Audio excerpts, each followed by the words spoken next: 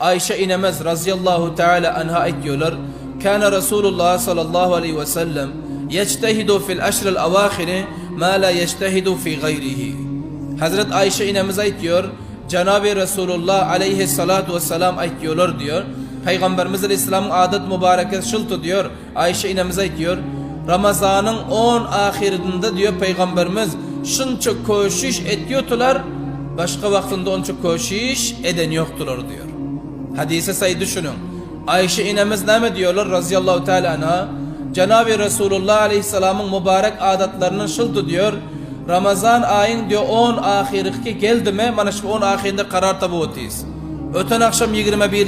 giycete ihtimal Kadir giyci de vardı. Onundan bir yan adam şu rakam. Hazret Ayşe'nimiz diyor. Peygamberimizin adet mübarekeler şıltı diyor.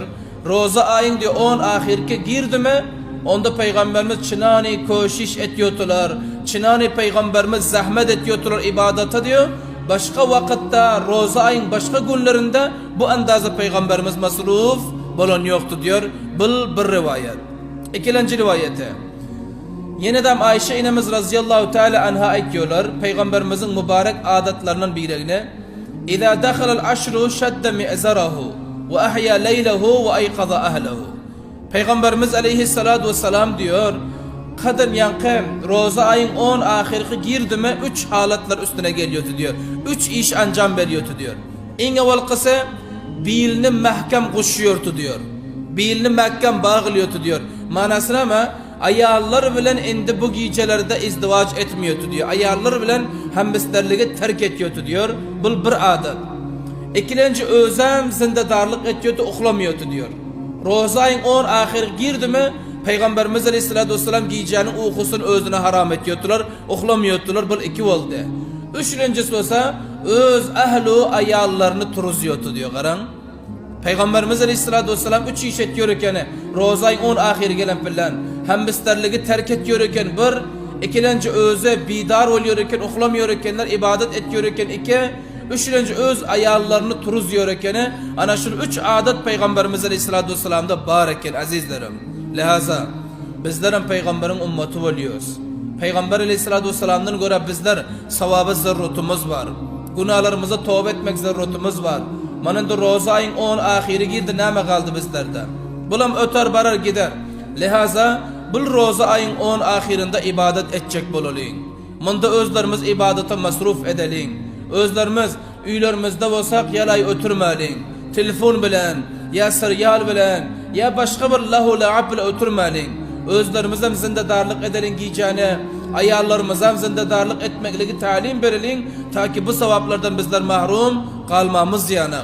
Hususan garın, mescitlerde etikafa oturan Allah'ın bendeleri var ya, Allah'ın rızası için oturanlar, ana bunların yanlarına gel koşulalım.